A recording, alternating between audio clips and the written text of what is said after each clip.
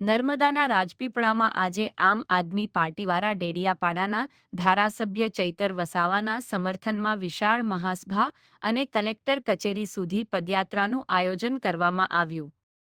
રેલીમાં હજારો લોકો જોડાયા અને ચૈતર વસાવાના સમર્થનમાં એકત્ર કરાયેલા અંદાજે 1.5 લાખ હસ્તાક્ષરોનું આવેદનપત્ર નર્મદા કલેક્ટરને સોંપવામાં આવ્યું, જેને રાષ્ટ્રપતિ સુધી પહોંચાડવાની માંગ કરવામાં આવી.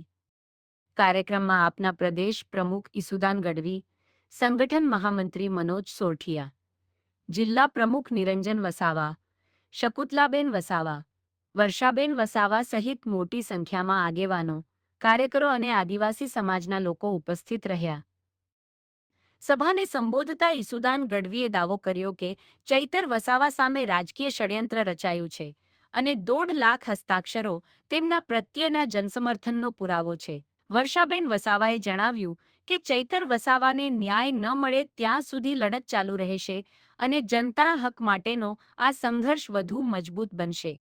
રાજપીપળા બ્યુરો ચીફ મુનાફ શેખ ભાઈના સમર્થનમાં આજે અમે નર્મદામાં માનનીય અમારા મહામંત્રી મનોજભાઈ, સંગઠન મંત્રી નિરંજનભાઈ, શકુંતલાબેન, વર્ષાબેન, અમારા જિલ્લા પંચાયત પ્રમુખ સહિત અમારા લગભગ 20,000થી વધુ કાર્યકર્તાઓ આજે રેલી સ્વરૂપે કલેક્ટરશ્રીને આવેદનપત્ર આપ્યું છે. એ એટલા માટે કે આજના જ ન્યૂઝપેપરમાં છે કે ગુજરાતમાં 16 લાખ કેસ પેન્ડિંગ છે. એમાં 5 થી 10 વર્ષથી પેન્ડિંગ હોય એવા લગભગ 70,000થી વધુ કેસો છે. ત્યારે હમણાં ચેતરભાઈ ઉપર કેસ કરવામાં આવે છે, વનકર્મીઓ દ્વારા કેસ કરાવવામાં આવે છે. ચેતરભાઈ સમાધાન કરી દીધું, પછી પાછળથી ભાજપના પ્રેશરમાં કેસ કરવામાં આવ્યું, ડે ટુ ડે કેસ ચલાવડાવી માનનીય ચેતરભાઈના પત્ની શ્રી શકુંતલાબેન અને આખી ટીમને અને ખેડૂતોને જ્યારે જેલમાં નાખવાનું ષડયંત્ર કર્યું છે ભાજપે, ત્યારે અમે આજે માનનીય રાષ્ટ્રપતિશ્રીને, માનનીય રાજ્યપાલશ્રીને, માનનીય મુખ્યમંત્રીશ્રીને વાયા કલેક્ટરશ્રી અમે આવેદનપત્ર આપ્યું છે. અને ન માત્ર આવેદન પરંતુ આમાં 1,54,000 અમે સમર્થન પત્રો ભરાવડાવ્યા છે સાઇન કરીને, સાઇન કેમ્પેન ચલાવીને. આમાં 1,54,000 જે સાઇન કેમ્પેન વાળા છે એ પણ માનનીય કલેક્ટરશ્રીને આપ્યું છે કે માનનીય રાષ્ટ્રપતિશ્રી આમાં અમને ન્યાય અપાવડાવે.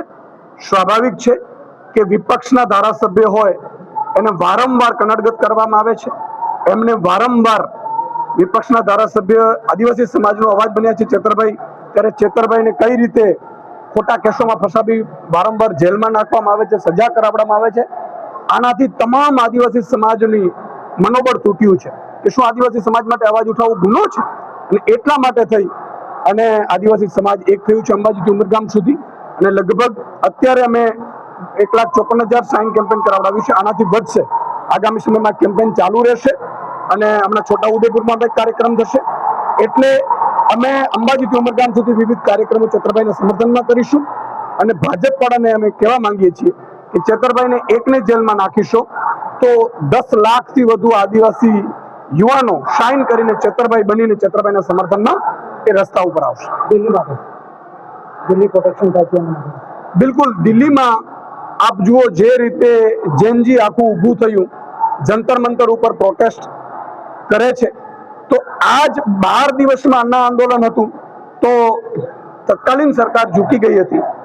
પરંતુ નરેન્દ્ર મોદીની સરકાર, ભાજપ સરકાર છેલ્લા 25-26 દિવસ સોનમ વાંગચુકજીએ ઉપવાસ કર્યા, એમના આ ઉપવાસ તોડાવડાવ્યા. તમે જુઓ આખા જૈનજી છે એના ઉપર અત્યાચાર કરવામાં આવ્યો છે, લાઠી વરસાવડાવી છે. કહેવા માંગુ છું કે આજ યુવાનોના મતથી ભાજપ સરકાર બેઠી છે. આજે 20 કરોડથી વધારે યુવાનો અત્યારે આખા દેશભરમાં પ્રોટેસ્ટ કરી રહ્યા છે પેપર લીકના અને વિવિધ સરકારની સિસ્ટમ છે એના વિરોધમાં.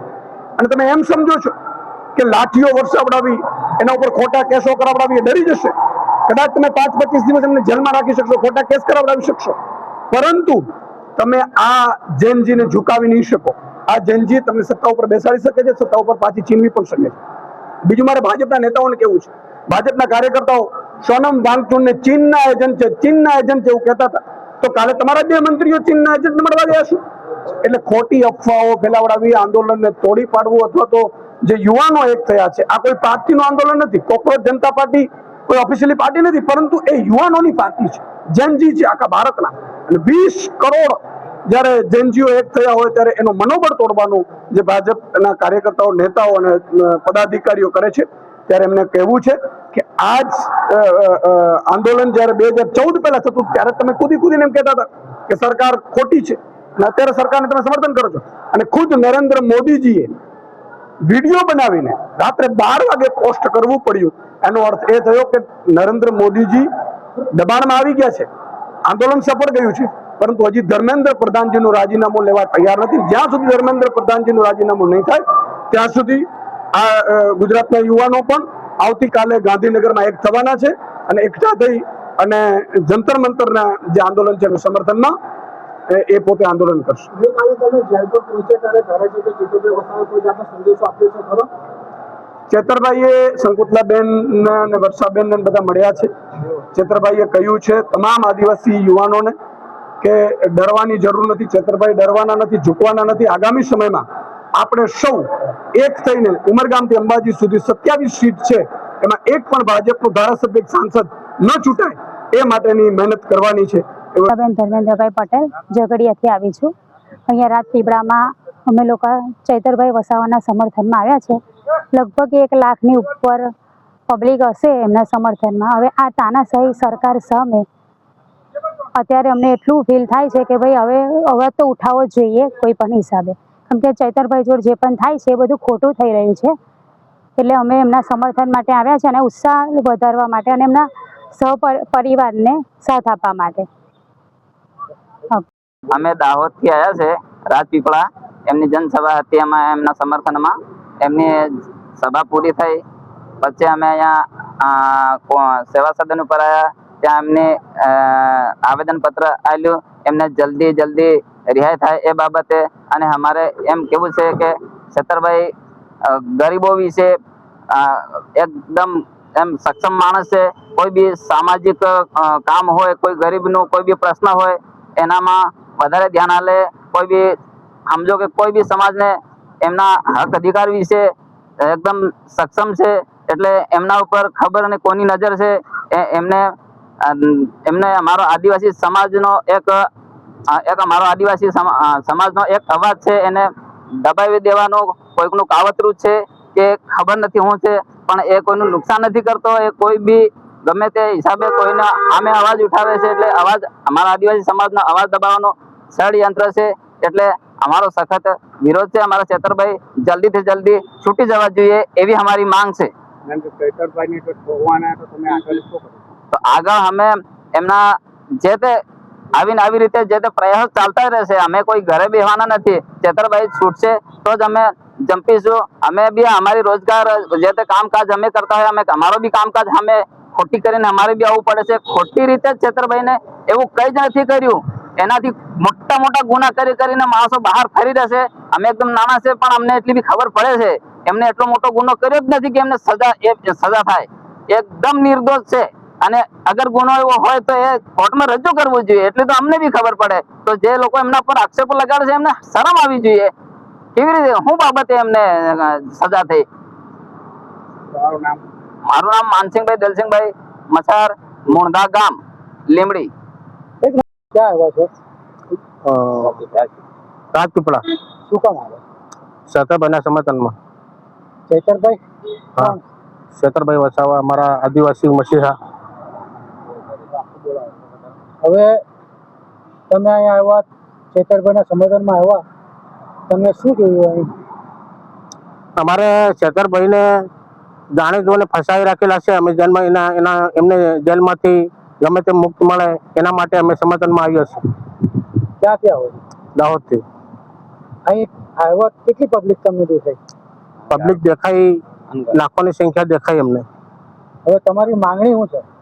અમારી માંગણી એ જ છે કે અમારા ચેતરભાઈને જાણે જોઈને જેલમાં ફસાવી રાખેલો છે ખોટા કેસમાં. અત્યારે 9 માણસો કસડી રાખ્યા છે. એને આપણે પેલા અમદાવાદમાં તથ્ય પટેલે એ અત્યારે બહાર ફરી રહ્યો છે. અને અમારા ચેતરભાઈ એક ઝપટ લાફામ નહીં માર્યો, કશું નહીં કર્યું, અને એમને જાણે જોઈને ફસાવી રાખેલ છે અંદર. એને શું એવી ભૂલ કરી? એટલે અમને એમના સમર્થનમાં અમે આવ્યા છે દાહોદથી. હવે આગળની તમારી રણનીતિ શું રહેશે? અમારી રણનીતિ એવી રહેશે કે સત્તરભાઈ અમારા કોઈ બી હિસાબે વહેલી તકે એમને જેલમાંથી છુટકારો મળે તો બહુ સારામાં સારી વાત છે. નકર 2027માં અમે બતાવી દઈશું. કઈ સરકાર આ દમન કરે છે? સરકાર અત્યારે ભાજપ સરકાર વાળી, બીજી કઈ તો દેખાઈ જ રહી છે. દિલ્હીમાં એ કરી રહી છે, બધી બાજુ આપણે દેખી રહ્યા છે. દિલ્હીમાં અત્યારે શું થઈ રહ્યું છે જનતા દેખી રહી છે. જનતા આજકાલ પરિવર્તન માંગે છે. જનતા કઈ ગાંડી નથી.